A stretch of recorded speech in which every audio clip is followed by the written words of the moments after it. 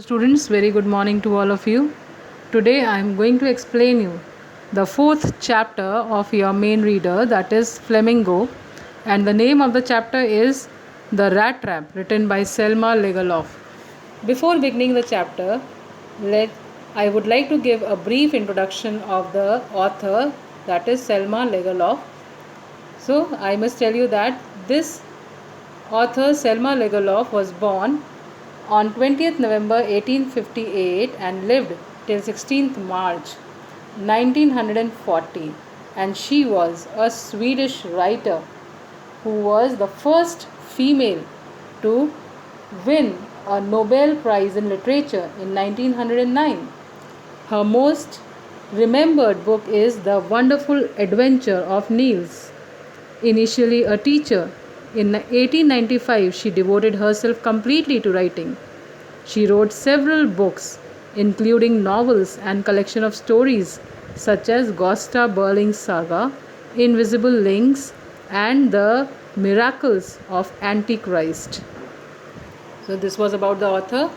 Now let's see to the chapter. What is the chapter about? This chapter, Rat Trap, it provides a glimpse into human nature. The rat trap here, the title has been given the rat trap because the rat trap has been used as a metaphor by the author to represent the life of human beings. So here, and this rat trap provides a glimpse into human nature. It emphasizes the fact that everybody has an essential goodness deep inside which can be awakened through love and understanding. The story highlights the fact that there is an essential goodness in every human being.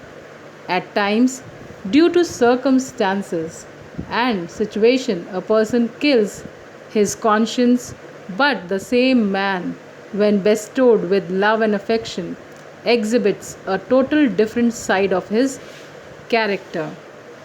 So this chapter is also like this, and I must tell you that this story is set in the middle of the mines of Sweden, which are rich in iron ore, and it is narrated in the manner of fairy tale, and it gives us the message that I already told you, that the emotion of love and acceptance can reform others.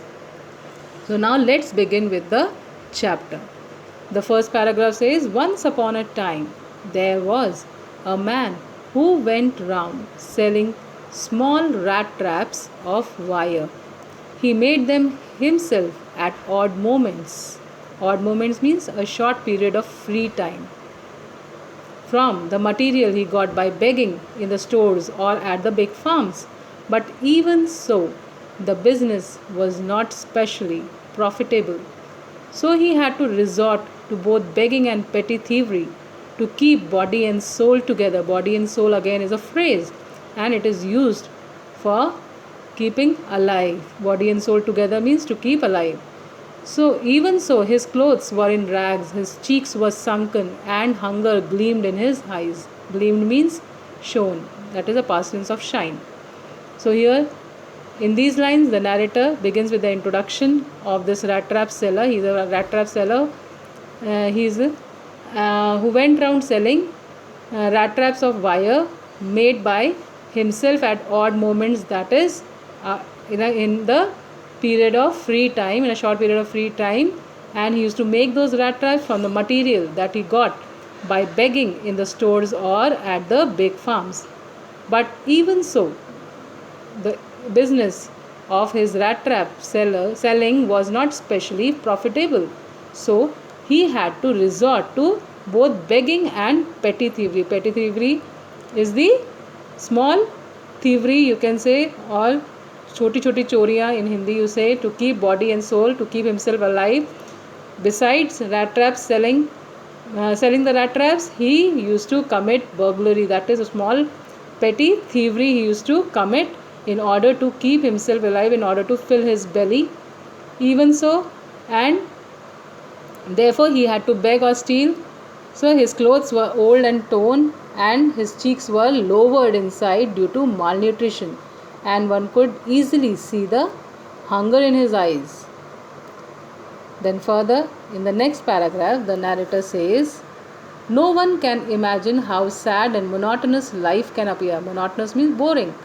to such a vagabond. Vagabond is the wanderer who plods. Plods means walks slowly or walks heavily. When you are tired and you walk, that is called as plodding. Who plods along the road, left to his own meditations. That means he was all alone. He had no one. He was roaming outside. He had no house also. But one day this man had fallen into a line of thoughts. That means he started thinking. He started meditating, which really seemed to him entertaining, and that was the most enjoyable thing or interesting thing for him. So I hope you have understood this paragraph. In this paragraph, the narrator want to say that rat trap, the life of the rat trap seller was very sad and boring, and he was homeless, and slowly, with heavy feet, he walked along the road and lost in his. He was meditating, and he was lost in his own thoughts.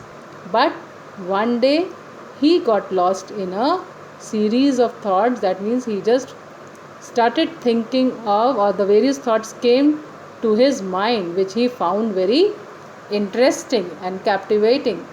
Then further he says he had naturally been thinking of his rat traps when suddenly he struck by the idea that the whole world about him, the whole world with its lands and seas, its cities and villages, were nothing but a big rat trap. It had never existed for any other purpose than to set baits. Baits are the attractions for people. It offered riches and joys, shelter and food, heat and clothing, exactly as a rat trap. So here simile has been used. The life of a person and all these things like food, clothing and shelter, these are the kind of baits according to this man. They are exactly as a rat trap and offered cheese and pork. So baits are the cheese and pork over here which we put in the rat trap in order to catch the rats. And as soon as anyone let himself be tempted to touch the bait, it closed it in on him, and then everything came to an end. So here tempted means convinced or attracted. So here in this paragraph, the narrator says that the man was thinking, one day he was thinking about the rat traps, and suddenly a thought came to his mind that this whole world, which includes land, cities and villages, was similar to a rat trap. And he thought that there was no meaning of existence of this world. It was nothing but a temptation, just like cheese and pork, which we offer as a bait to catch the rat. So, according to him, as soon as someone tries to comfort himself with joy, food and shelter, these are the temptations in life, these are the baits in life. When we desire for all these things, we desire for good clothes, we desire for the best house and all the luxuries. So we human beings get trapped into this world. That means we just keep on working hard without thinking of anything else, without thinking of ourselves, and we keep on running after these desires, and we always want to fulfill them. And in this manner the man, he just continues to gain to earn all these things. So this is called as a rat trap, this worldly trap. It is a worldly trap. Then further in the next paragraph, the narrator says the world had of course never been kind to him, so it gave him usual joy to think ill of it in this way. It became a cherished, means love. He loved to, or the favorite pastime, you can say that, became a cherished pastime of his during many dreary ploddings. Dreary is dull.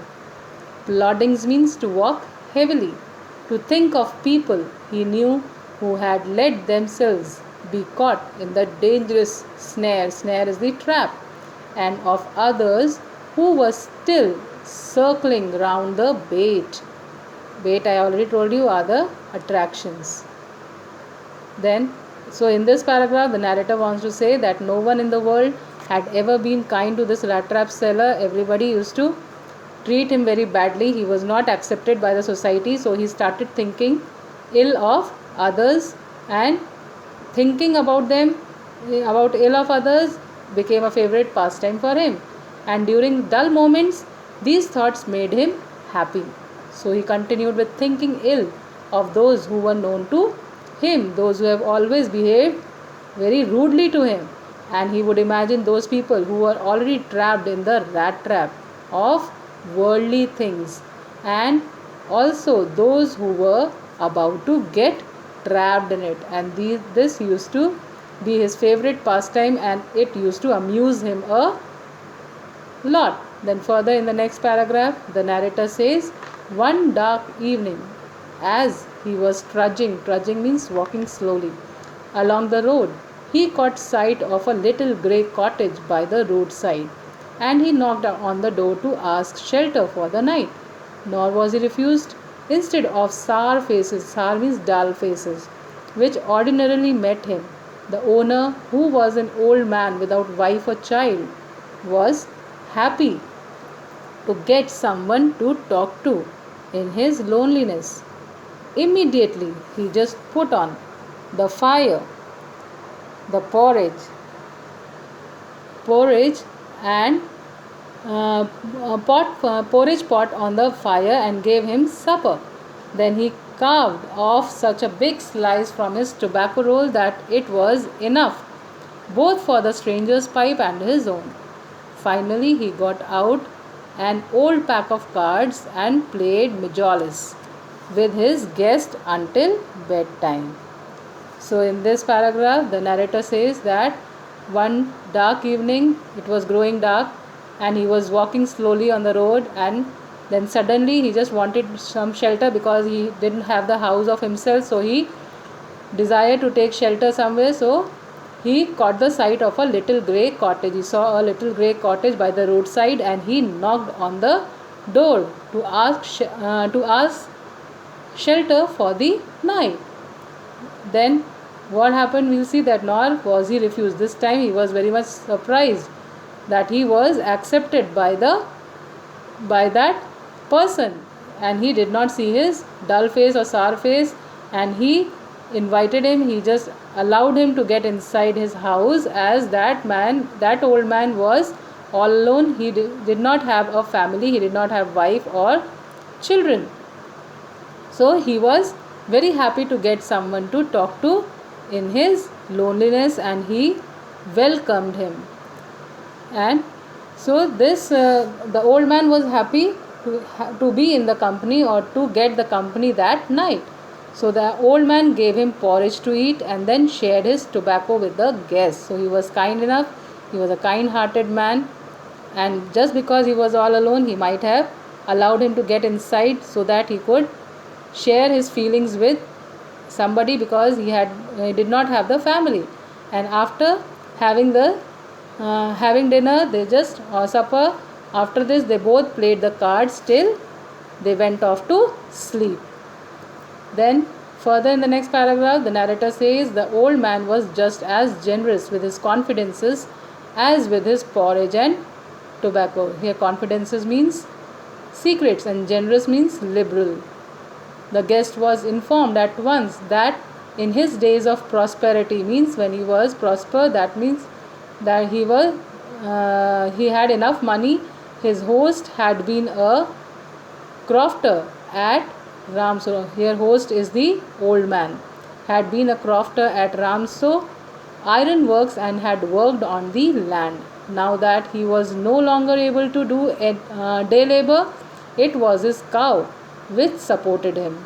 Yes, that bossy was extraordinary. Bossy is the Latin word derived from the word boss, and this word is used to indicate a cow, or this word means cow. Then further he says she could give milk for the creamery every day, and last month he had received all of 30 kroner in payment. So here in these lines, the narrator says that the rat trap seller felt that the old man was not only liberal in sharing his porridge, but also his secrets. So as he was all alone, so this old man shared not only the food but also the secrets that he was having, as he had no one to tell them to.